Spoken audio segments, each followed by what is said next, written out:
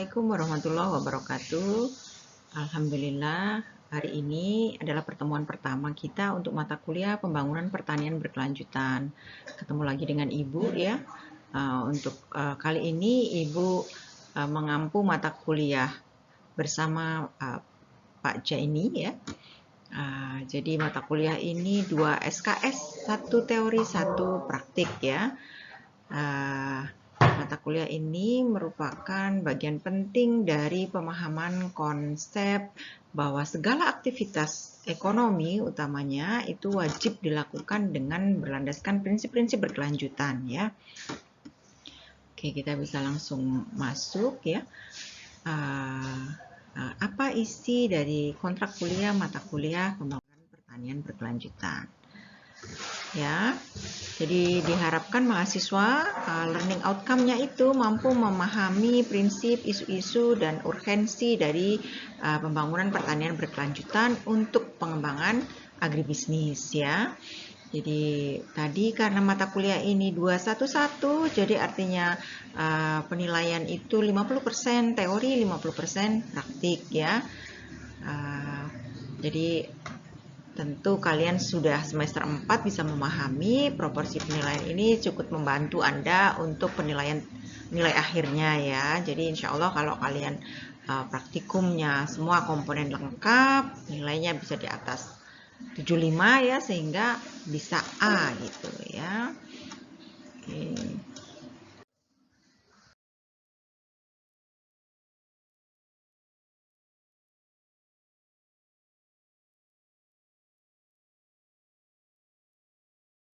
Oke, selanjutnya ini adalah komitmen semua pelaku negara-negara di dunia ya. Jadi semua entitas citizenship ya, nasionalis semua negara-negara sepakat melalui PBB menyepakati tujuan pembangunan berkelanjutan ya, sering disebut sebagai Sustainable Development Goals.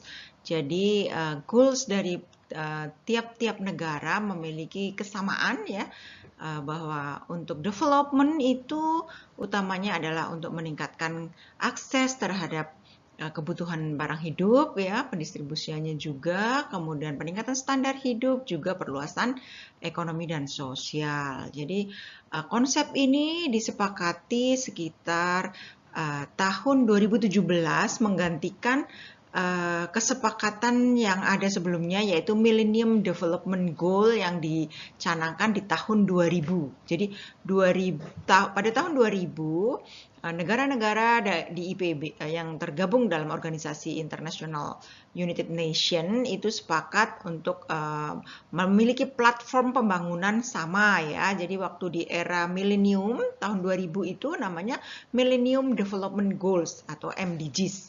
Nah, begitu tahun 2017 dengan perkembangan dinamika tuntutan global, semua negara-negara bersepakat bahwa platform pembangunan di masing-masing negara itu harus berlandaskan pada prinsip-prinsip berkelanjutan. Jadi, kesepakatan itu termaktub dalam dokumen Sustainable Development Goals. Jadi, Indonesia pun menerapkan platform pembangunan berkelanjutan ini untuk pembangunan nasionalnya. Jadi Bappenas ya selaku Badan Perencanaan Pembangunan Nasional dalam mencanangkan semua program-program pembangunan itu landasannya adalah untuk mencapai 17 goals dalam SDGs yang dicanangkan secara global. Jadi di sini ada 3 prinsip pilar utama yang ingin dicapai dari SDGs ya, yaitu untuk pembangunan aspek ekonomi, sosial, dan lingkungan. Jadi 3 pilar inilah yang menopang bisa tercapainya situasi pembangunan berkelanjutan ya. Kita bisa lihat di sini 7 set goal-nya ini apa gitu ya. Jadi kita lihat di sini mulai dari kebutuhan kependudukan, pangan ya, kemudian di sini energi ya, hingga sampai ke pertanian. Ini ada climate change, ini kurang jelas ya, nanti kita ini bedah satu-satu ya. Oke, yang jelas SDGs itu prinsipnya itu adalah universality, integration, dan transformation. Jadi first and the most important, the goals ini diterapkan secara universal di semua negara ya, jadi bersifat universal. Kemudian integrated ya, di sini bahwa ada interkoneksi antar sektor dalam mencapai tujuan pembangunan berkelanjutan. Yang ketiga pilarnya adalah transformasi ya. Jadi untuk mencapai tujuan pembangunan berkelanjutan itu di sini ada transformasi dari berbagai kondisi secara fundamental ya, untuk memastikan keterjaminan hidup di bumi ini ya, life on earth ya. Kemudian ini kenapa sih kita perlu pembangunan berkelanjutan ya? Jadi kalau gambaran global pembangunan berkelanjutan itu adalah sebuah universe ya. Di sini ada lihat sebuah universe. Ini adalah sustainable development. Kemudian di dalam sustainable development itu ada banyak aktivitas pembangunan ya, sektor, ada sektor industri, pertambangan, mungkin kelistrikan ya, pertanian. Nah, ini adalah diagram sektor di dalamnya yang lingkaran kedua besar ya. Nah, kemudian kita lihat bahwa pertanian itu multi-linked sektor ya.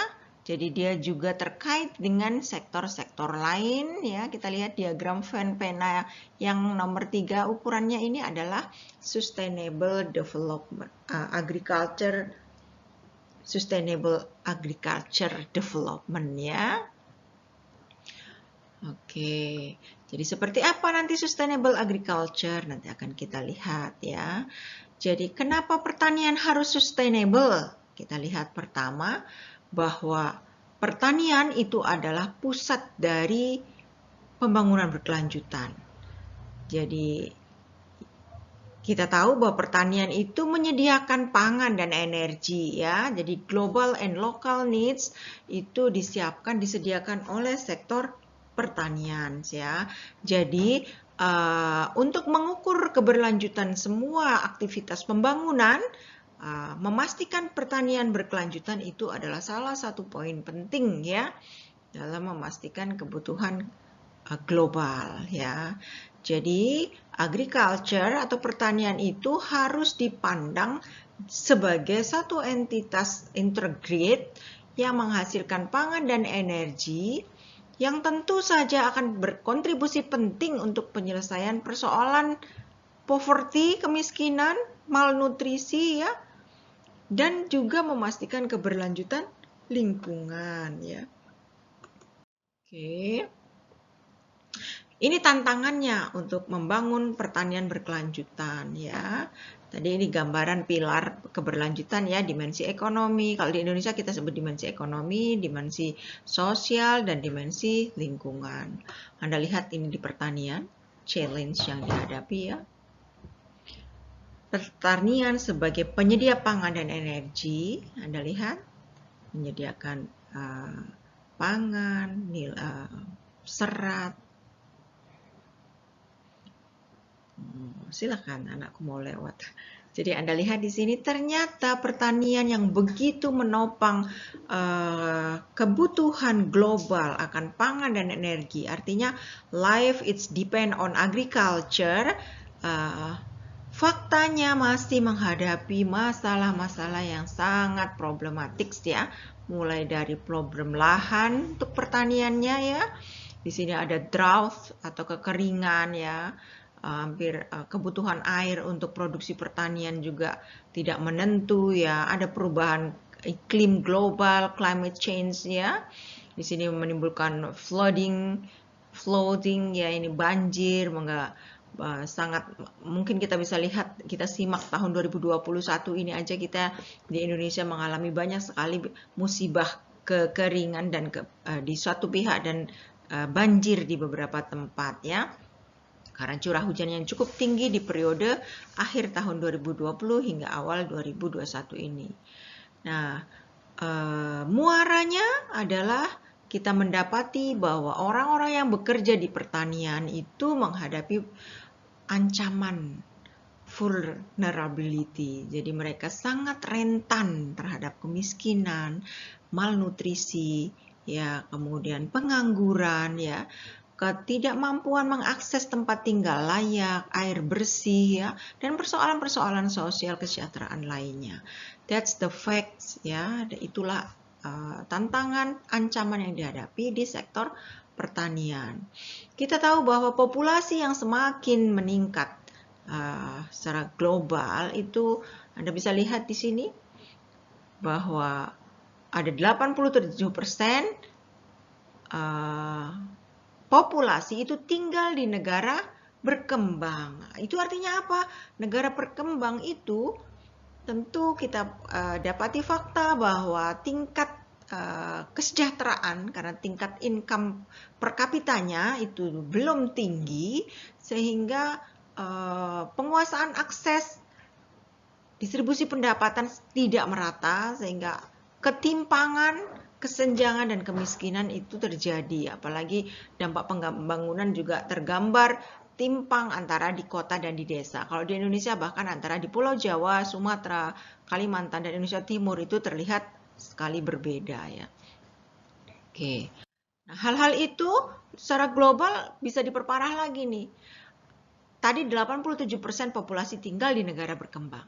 Nah, hanya 15-an atau 13-15% populasi itu memiliki, ini negara-negara maju, ya, populasinya hanya 15% maksimal dari seluruh total populasi yang ada di dunia, tapi mereka menguasai gross domestic product itu 50% dari total gross domestic product global, ya. Jadi artinya ada kesenjangan gap yang tinggi, timpang antara negara maju dan negara berkembang. Kita tidak bicara negara miskin, ya. Ini kita mungkin negara miskin dan berkembang itu adalah salah satu kelompok, sebagai satu kelompok, dan kelompok negara maju di satu sisi. Artinya ada inequality distribution income, ya, sangat menjadi persoalan pembangunan global untuk bisa mencapai keberlanjutan. Itu artinya aspek sosialnya, ya, welfare, social welfare itu sulit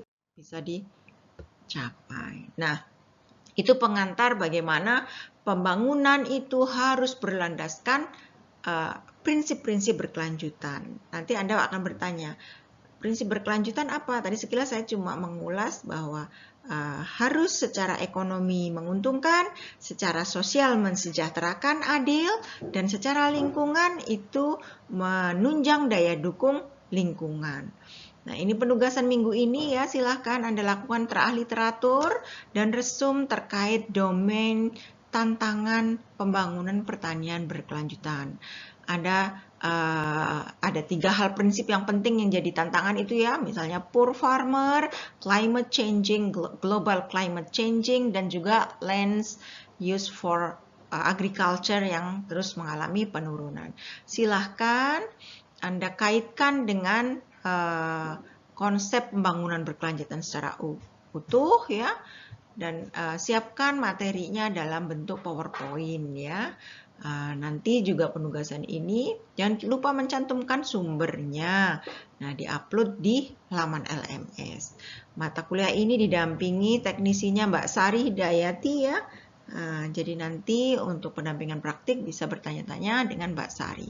Anda silahkan kalau ada hal-hal yang perlu didiskusikan lebih lanjut, kita di WAG mata kuliah, ya, bisa interaktif untuk saling bertanya jawab. Demikian untuk pertemuan hari ini, saya akhiri. Assalamualaikum warahmatullahi wabarakatuh.